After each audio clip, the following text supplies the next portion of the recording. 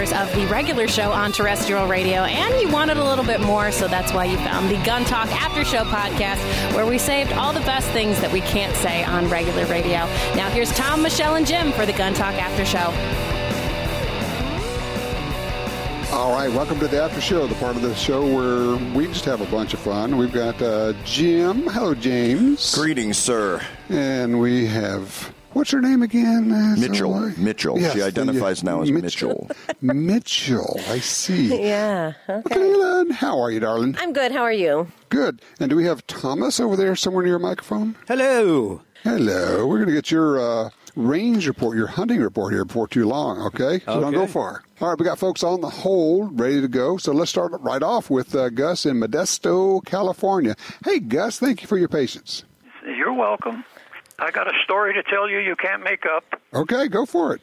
We were working for a woman, my wife and I had a garden business, and she was having trouble with her husband, ex-husband, breaking a door down, beating on people. Oh. She was going to go get a pistol. Okay, we quit working. We came back the next week, and she had gone to buy a pistol. Now, we had some pistol ranges in Modesto and around Modesto, classes, the whole shot, ranges and everything. So they sold this woman a pistol, and she was going to go up the road a piece to a riverbank, sandbank, and shoot it. And they told her, all you have to do is hold it right up in front of your eye and get it sighted, and get that notch on the back of the pistol with that little post on the front of the pistol lined up, and put it on the target, and you're looking through it right there. As you hold it up and you're looking through it. And when you get on the target, you pull the trigger. And that's what she did. I can see it coming. I know. So how bad did it hurt her? So I says, what did you do? She says, I lined it all up, pulled the trigger. I don't remember if it was a revolver or an automatic, but it looked like she had a watermelon on the side of her face. She had it right in front of her face, and when it went off, it just came back and smacked. Sight. She gets it right up in front of your eye. She put her eye right next to the rear sight. Yes, and pulled the trigger. She could have lost her eye. Yeah. And like I said, the side of her face looked like a cross between a balloon, a watermelon, grapefruit, I don't care. And I says, what'd they tell you? They said, just line it up and pull the trigger. And having only been 4 years in the Marine Corps, I told her, listen, all you got to do is hold the pistol, don't aim it, don't hold it in front of your face, don't point it out straight, just raise up your elbow and shoot right through the window in front of you. And whoever's standing there, he's going to get it. So from that day on, we still knew her a little bit. She's died, God bless her, from cancer. But education is the thing. We got controls. We need education. Yeah, you got lots of gun control out in California, but and I would hope that now most gun stores can offer a little bit better advice and maybe even direct somebody to a trainer or, a range and not just say, hey, just go out and do this. How long ago was this, Gus? Oh, within the last 10 years. Okay, well, that saddens me because I would have wished it was like a long, long time ago, but... Oh, my God. Michelle, you guys would never do... you would... Of course, you've got a range associated with the store, which really makes it much nicer. Right. And for sure, we would go out there with that person on the range and make sure they were comfortable with everything. But we would give what we call like a little mini lesson ahead of that. So you understood the safety and the sights and the basics of how to hold the pistol properly and where the functions all were. That's... That's Salesman 101. Is there part of your presentation where you have a little questionnaire, informal questionnaire kind of, that you say how much experience you have you shot before? Yeah, I think that's just general conversation that you have with the customer as they're coming in and they're just air quote looking around, unquote. And okay, what are you looking for? What are you needing? What kind of experience do you have and where are you going? But gosh, when he started that conversation, I was like, oh, no, I see it coming. I see it coming. We see it all the time. We all did. I'm wondering, just thinking about this out loud now, if you have a store that does not have a range, you could still have a training area with either airsoft or something where people could actually get some hands-on before they go out. I don't know if that's a good idea or a bad idea. I'm just kind of playing with thoughts. By the way, Gus, thank you so much for sharing that story. That was instructive, and I'm glad you were there to help her out. But for anybody who's listening, if you have anybody who wants to buy a gun, start the conversation with, well, what kind of experience do you have with shooting? I know, Michelle, that's what you guys do. Same thing I do. I say, well, what's your background in shooting? And they say, well, actually, I've never shot a gun. I say, okay, I know where we need to start. Well, and I think having that basic understanding that if it's somebody who's never owned one, your conversation is going to be taken literally. Yes. Holding that up in front of your face and looking through the sight is exactly what she did.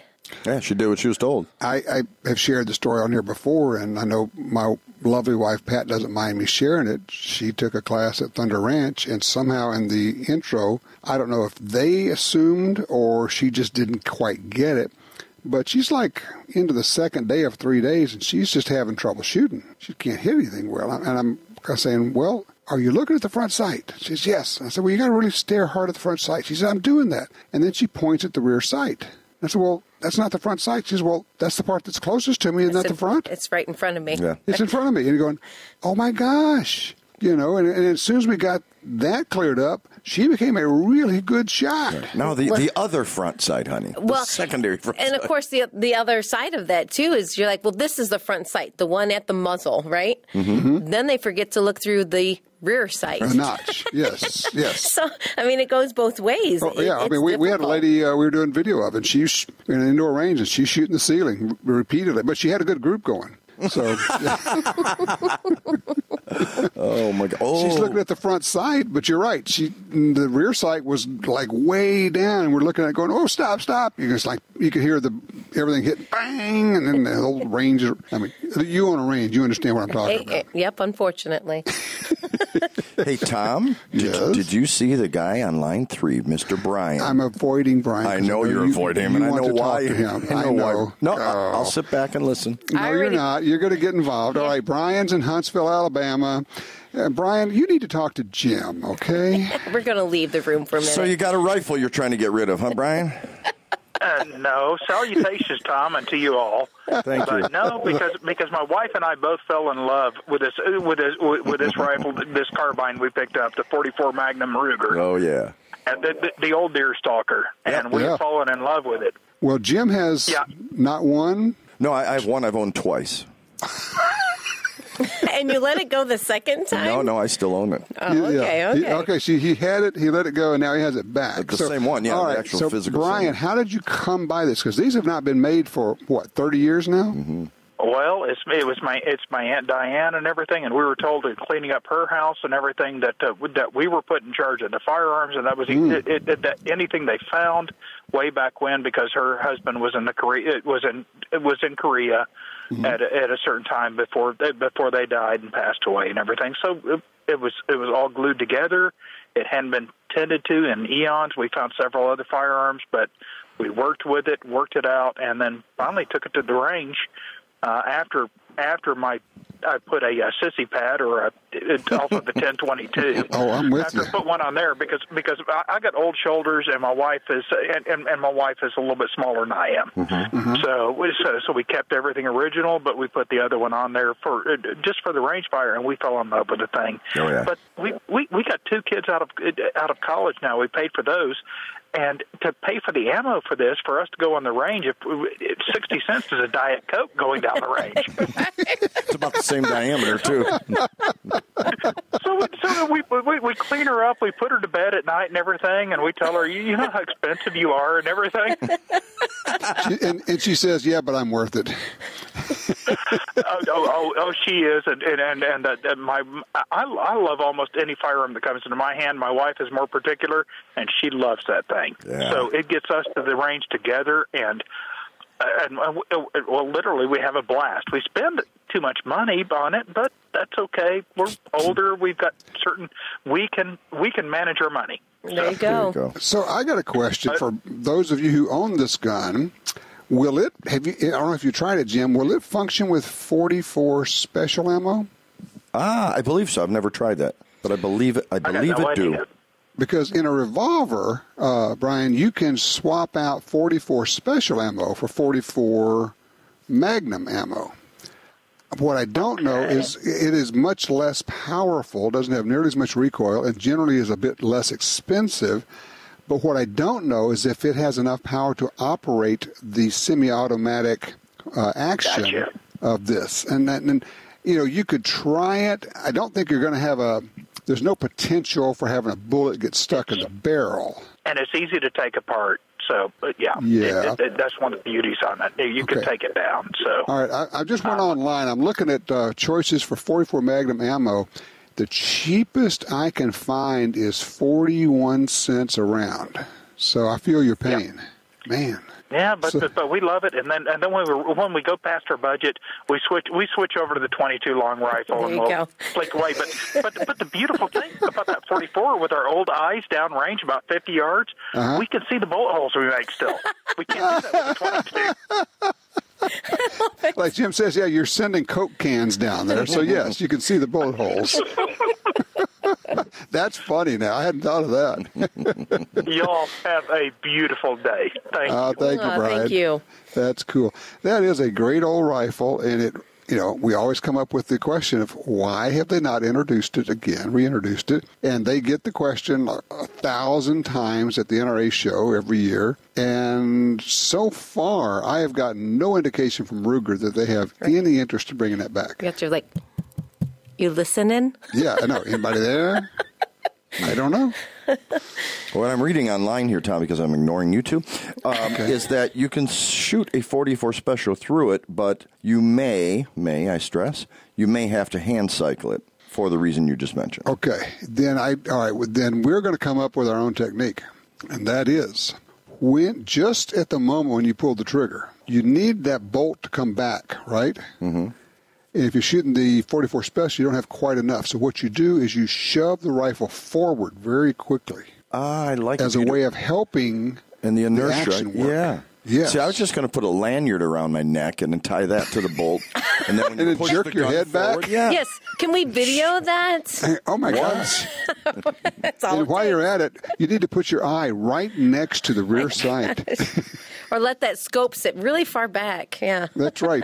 You got to have your eyeball right up against the scope. Oh, gosh. Yeah, it happens all the time. Oh, it's like, oh, man. Have you ever seen anybody getting really badly scope cut? Oh, yeah. I have. There's a lot. I mean, the face bleeds a lot. That little cut above your eye, or in my case, I got one right across the nose. It just laid my nose open. Oh, She got 338 Winchester Magnum. Yeah, that was fun. I got a picture somewhere of a gal taking a deer up in Michigan, a buddy of mine's wife. Why did he take it up to Michigan? Yeah, well, he shot it in Ohio, but he didn't have a tag, so he took it to Michigan. Sorry, I had to. You beat me to it. She shot a deer, and she got scope bit, and in the picture of her holding up the deer, she didn't wipe any of the blood off. It's rolling down her face, and she's got a big old smile. I earned every bit of it. I'm going to show it. Exactly. That's right. Speaking of deer, when we come back, let's get the deer report. We shall do that, okay? Dear Tom. Dear Tom, I've been wanting to write you for so long. Well, I can actually tell you that story that almost broke up my marriage at some point. About the letter that started out kind of like that. All right, we'll talk about that when we come back. Talk about it. We'll be right back.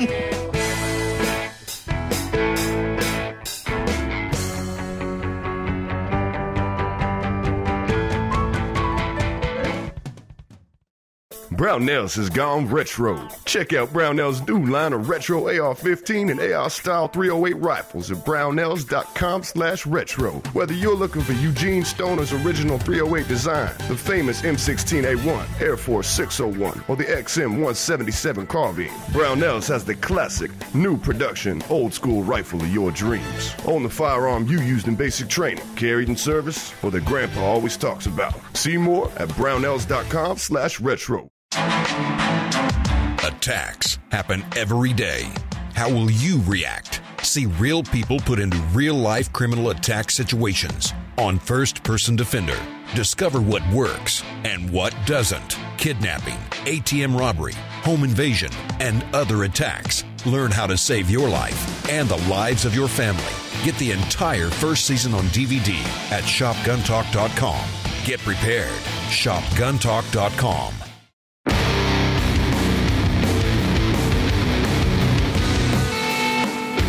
All right, first of all, before we get to this letter, which has nothing to do with guns, but it's a story anyway. So let's get Tom in here because I understand he just come back from the wilds. Mr. Hennig. Yeah, I'm plugged back into the grid. All righty. So tell me about this deer hunt. Okay, I'll give you the short version, I guess. It couldn't have been much easier. This 8-point buck just walked right up and introduced himself. He says, "Hi, I'm Buck Rogers." He says, "Hi, I'm Buck." And you said, "Hi, I'm Tom." I'm your buck for this year.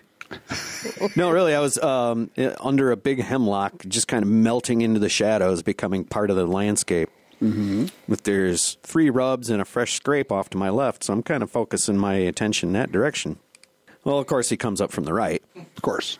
I turn and look. He's walking right up the footpath with his nose to the ground, not even looking where he's going. Mm-hmm. He gets to about 25 feet in front of me before he stops and looks up. Yeah, I'm just trying to do my best impersonation of a statue. Because if I flinch one muscle, he's going to be gone. And then he just turns, does a big semicircle in front of me, and then comes over to the left, right where I wanted him to be in the first place. And he's only about 30 yards away, and I pulled the trigger. No kidding.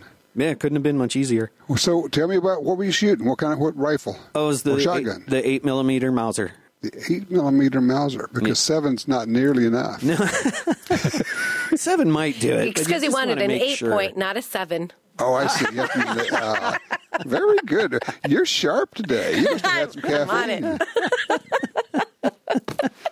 Gosh. Now, the only downside was having to drag him about 300 yards back to the 2-track where I could pick him up with the Jeep. See, a 7mm wouldn't have knocked him out there so far. So, Tom, you know the story about the 2 guys down in Louisiana who are out deer hunting, shot this big buck, and one of them says, "Hey, give me a hand dragging this thing." He said, "All right, great big old rack. They're dragging it." And he says, we just can't get anywhere this way. He said, "Well, we're trying to drag it the wrong way." He says, "Grab the back legs." He says, "Okay, we'll drag it that way." He says, "Look, this is so much easier. It goes through the woods this way easier." He says, "Yeah, it is. This works really well." He says, "But we're getting awfully far from the truck." Jeez. Yeah, no, it's stupid. Okay. What am I going to do? And with that... Well, congrats. Thank you. Okay, well, congrats. Now, have you already dressed it out? You got it back here? Is it meat yet? It's deboned and in gallon bags. I still have to clean the fascia off and break it down into smaller portions. Okay, good deal. Well, that's kind of fun to do that, do the butchering and the wrapping and the whole thing. I like doing that, actually. Yeah, it's actually satisfying when you start to peel the meat off the bone. You realize just how much meat you ended up with. Mm-hmm. That's great. Well, way to go. Well done. Thank you. Okay. I guess I have to fill in the blanks on this letter I mentioned. This is like one of those, this has nothing to do with guns, but it's one of these, stuff happens sometimes. I travel for business a lot, and I was away. And this is when we lived in Alaska, in Anchorage. And my wife, when I get mail, she opens all the mail. Doesn't matter if it's my name on it. And she gets this handwritten letter. She says, "Dear Tom, I've been putting this off a long time, but we can't be together anymore." And it goes on and on and on from this woman. I mean, it's a serious letter, the whole deal. And then, fortunately, at the very end, she says, "And when you get out of prison, I am not going to be here for you." What? Thank God. Turned out there was another Tom Gresham in the area, and everywhere I went to write a check, the manager would always come running out because I guess this guy was passing bad checks everywhere. So I got to know his middle initial and everything about him. But boy. I was about to put some wah-wah guitar behind that story for a minute there. I was like, "Dear Tom, chicka-wow, chicka-wow." I was thinking, and no wonder Pat went to firing school. That's right. No wonder she's been to Thunder Ranch and knows how to shoot. Exactly. She says, "Clint, can you help me out?" He says, "I got your back, Pat. It's all good." Cute. Oh, my. Oh, boy. Poor Pat had to wait to the end. Phew. Yeah, right. Get to the end of the letter. And you can imagine the welcome that I got when I got home. Well, wait a minute. How long were you gone for? 15 to 20.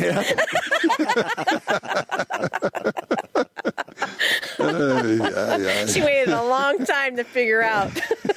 You should just be thankful she got to the end of the letter. This is true. Yeah. That's true. Yeah, good point. If she'd gotten fed up in the middle of it, there may not have been many me left when I got back. Holy cow. My. The whole thing was like, well, I know you said you're going to tell your wife and you're going to leave her and all that. I mean, it got really serious. And going, oh my gosh. Too coincidental. Yeah, no, it's not me. Honest, it's not. God, that's funny stuff. Oh, man. Oh, goodness gracious. Hey, let's take another quick break and come back, and we got some stuff we need to yak about. And we can talk about flashlights because Jim and I have just heavied up. Right. We're hoping we're on your Christmas list. That's right.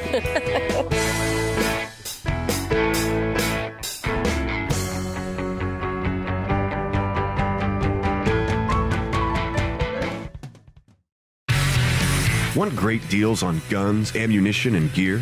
Download the free Gundealio app today.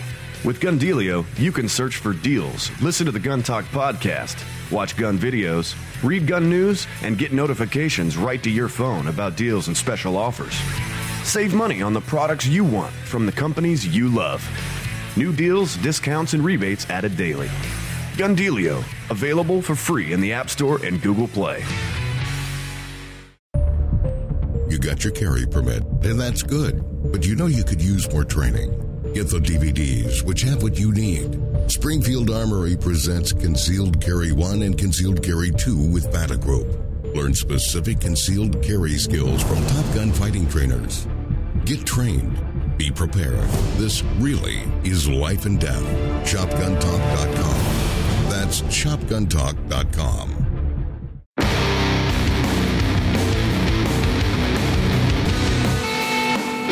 All right, no letters for me this week. It's all good. Are people buying for Christmas already, Michelle? Yes. Probably are. Yep, Yeah. yep. They're out there. They're buying, looking Putting around. Layaway. Of course, the I'm buying me a Christmas present thing goes on. Sure. Oh, yeah.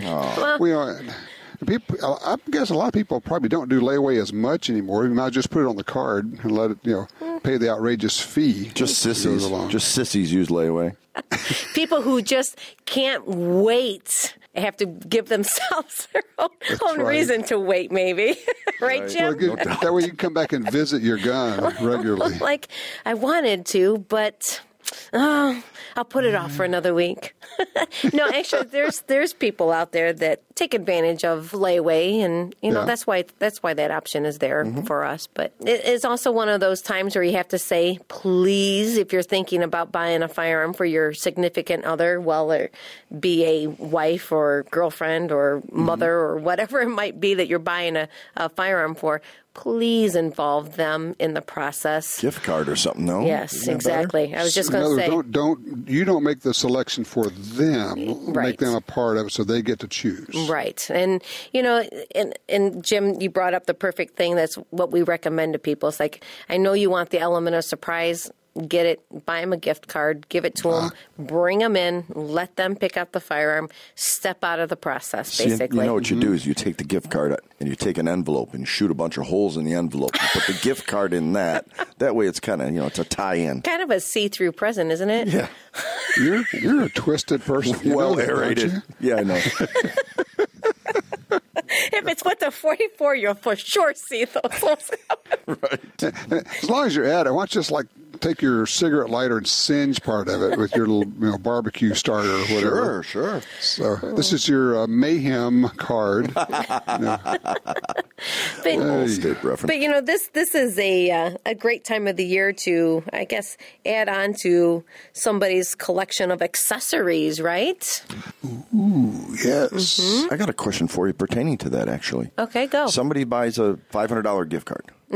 Is there any reason why they can't use $30 of it on the range to try 10 different guns, find the one that fits them, and use the balance towards the purchase? It's their gift card. Use it however you want to, right? Okay. So, it applies to range time and training, anything? They use it for whatever they want to. And obviously, if you gave them, for instance, just picks up the $500 and they use some of that, and they said, yeah, but I want this gun at $700, that's no problem. You put the gift card on and you just up it, put the rest of it on the card, on your credit card. Yep. Yeah, a lot of ways to go there. Yeah.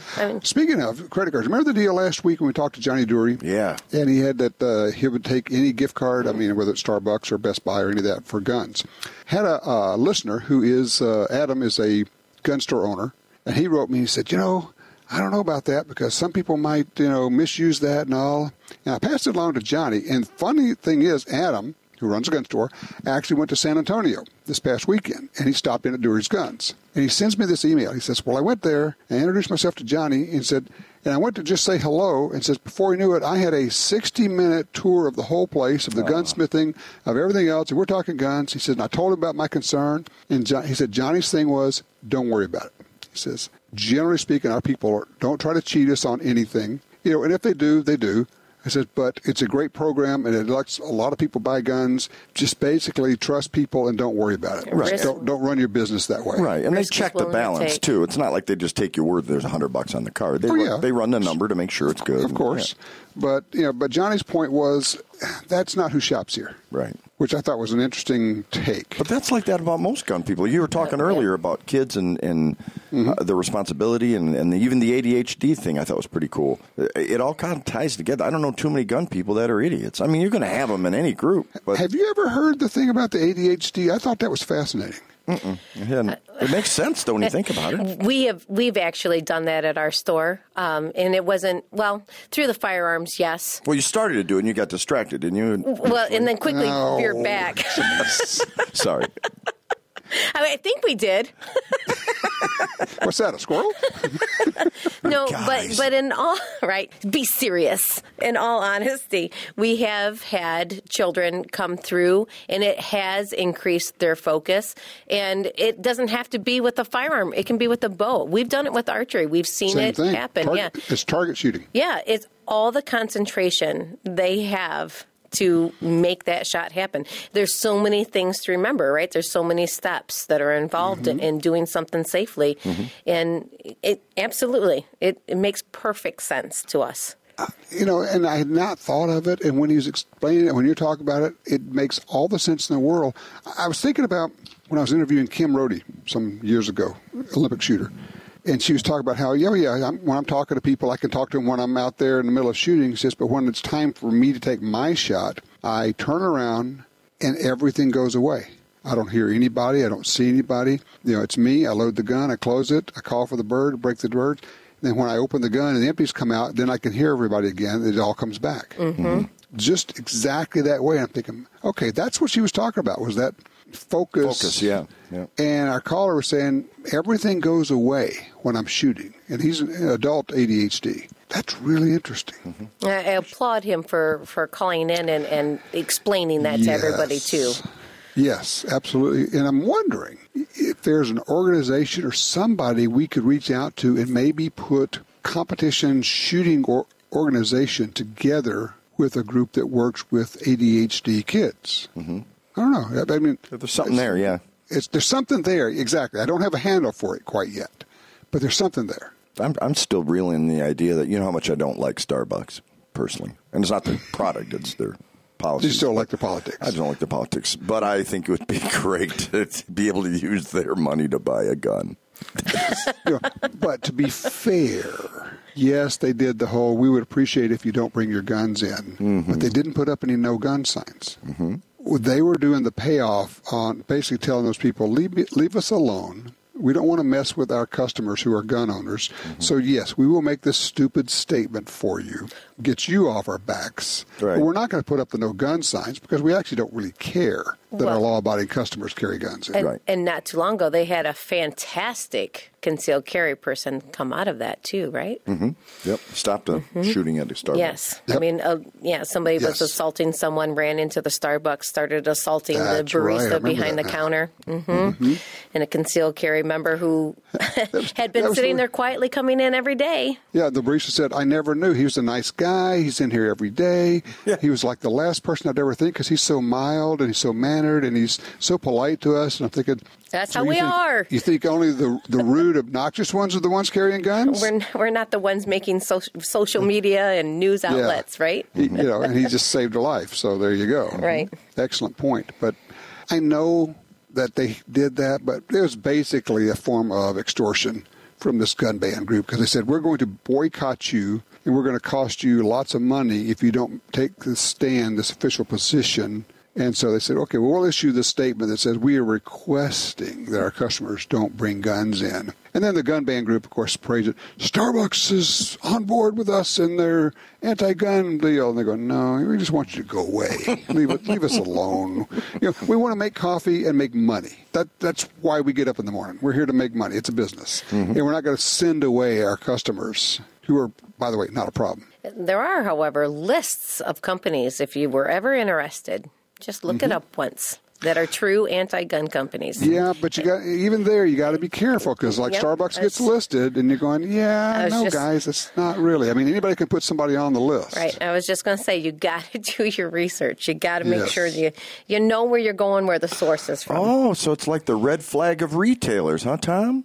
Yes. Anybody can be on the list without a justifiable reason. Well, through the years, and I'm talking about going back 40 years, for whatever reason, various beer companies, the rumors started that they were anti-gun. I remember that, Miller for a while, Budweiser for a while, Coors got the same thing. And I'm thinking, Coors. Coors that has the Firearms Museum.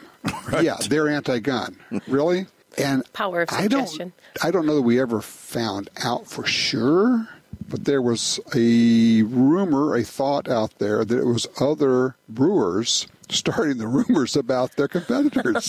You do that to me, I can do the same thing to you. Yeah, that's right. Oh, yeah, well, they're anti-gun, too. And they'd start, and this was even before Internet, so it was like crazy how it was spread. Well, but there's all that rhetoric about Carhartt, I mean, being anti-gun, and you're like, get to the source of that one. Yeah, I haven't actually run across that one. It's like the rumor of the week. I'll go, you know what, I hope they're not, because I like Carhartt, and they look like a good regular brand for real people. So we're going to go find out. Now that you brought it up, it gives me something to do in my spare time. Oh, there you go. Glad to fill that void. Yeah. Since you're doing time. Well, I thought it was cool. Michelle spent a little time this week contacting the state of New York, and as a prophylactic move, she's supplying her social media passwords. So they can check her background prior to her buying a handgun. To buy a handgun, is it just handgun? No, it's to get any kind of gun license. They would have to be able to go and look at 3 years of your social media activity. It's the Department of Pre-Crime coming out of Minority Report, the Tom Cruise movie. We're going to identify you as committing pre-crime because we basically have an algorithm that if you post certain things on social media, you're going to be prohibited from having a gun. Yeah, see, I would see the byline read more like, Facebook reports more false accounts started since its inception. Well, something needs to be done. It's overstepping what they're supposed to be doing. The only thing that can be done, honestly, is for the Supreme Court to get involved.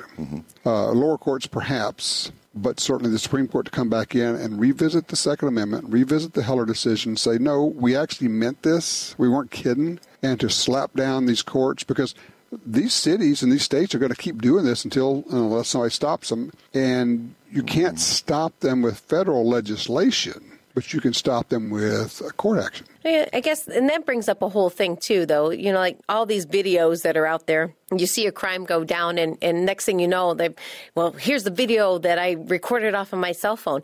So even if you're amongst a group of friends and something gets recorded of you saying, a jocularity type of thing, it's taken out of context or can be taken out of context. Sure. So that gets thrown out there on your social media and...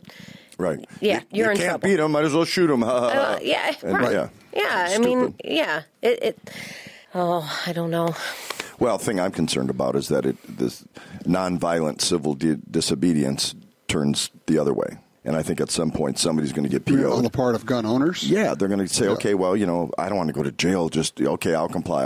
And some guy or girl is going to say, you know what? I'm not complying. This is ridiculous. Oh, yeah, there's going to be a lot of, they're not complying already in New York with the whole magazine limit and the turn in your gun, various things. We've seen that kind of non-registration of guns. But you're right.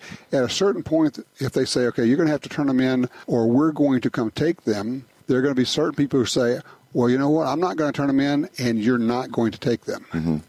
But you were saying they also need the PIN for your banking information? That was one of the things that was discussed, that they were contemplating putting in the bill to see if you're fiscally responsible. Just like, guys come home. You need that why? If I have $400, I can spend it the way I want to. Right, well. I mean, that's my right. I live in New York right now. Yeah, I guess the idea is the kind of concept, if you're not able to handle your money judiciously. Oh, boy, that's your option to judge. I'm not arguing anymore. I'm just saying that's the thought process, that you're not sane enough to have a firearm if you're not fiscally responsible. How the sale of mason jars is going to go up. That's where the people are going to be putting their money. Their money, yeah, no doubt. I thought you meant to throw. I was like, where are you going? Like, tomato paste would work, Tom. Was it Curveball and Mason Bank and Trust? Right. My goodness. We're going to start the Bank of Tom. Not curveball, but ball. Comma, ball, comma, Mason. Yeah, just wanted to put that out there. R. Yeah. They threw a curveball at him. The glass almost killed him. You do realize that this makes no sense whatsoever now. We've gone so far off the rails. Sure. Which means that this has brought us to the end of the show again. Funny how that all Great job, Jim. We could continue, but there are people pounding on the door saying, "Stop!" See, I figured you guys would pick up on the music cue, but since you didn't, I figured I'd derail the whole thing. And just for that again. Keeping up with the... Gosh, Jim, always on the commercials. So, all right, so we're going to have to get our Don't Shoot Me across the chest sash. And your Surefire flashlight. I got my Surefires coming. I wasn't kidding. I actually did during the break when I ordered. Let me pull the music down here again. Let's talk about flashlights for a second. Okay. Yes. This is so hot on that, huh, Jim? Ready to go. I think it's a great deal on a great flashlight. Did you actually order some already? I ordered 5 of them. Yeah, you're terrible. I'm worse. One for Jim, one for Tom, one for me, and one for Mr. Hennig. 500, and I saved $300. Where's the fifth one going? Heck yes. I got two pockets. I mean, literally, they are $79.99, and they're selling for $19.99. It's insane. It's pretty crazy. And I've seen them. We got to play with them for the TV show. To have a keychain flashlight that is 300 lumens. The tactical flashlights we had 15 years ago were 60 lumens. That was our tactical flashlights. Yep. And this is powered off of what kind of battery? I think it's LR44, one of those round hearing aid type. Yeah, whatever he said. I don't know. Okay. Allure. It's Allure 44. Actually, it works off 110. You got to plug it in. So it's a keychain as long as you're close to an outlet. You're in great shape. You got to have a long extension cord. The extension cord thing is kind of makes it a little bit less mobile, but it's it's an add-on. A minor detail. It's a special cord. You get the light for $20, but it's 140 for the cord. Yep, and again, we should start the music. Thank you. And here we go. All righty. This has been fun. As I say, it's been real, it's been fun, but it hasn't been real fun. Right. So, have a good week, guys. We'll see you, Tom. See you. Well, that wraps up another Gun Talk After Show. But if you want even more gun-related stuff, don't forget to check out Gundealio. It's the app for Apple and Android phones that connects you to all the Gun Talk shows, plus even more. And we'll catch you next time for the Gun Talk After Show.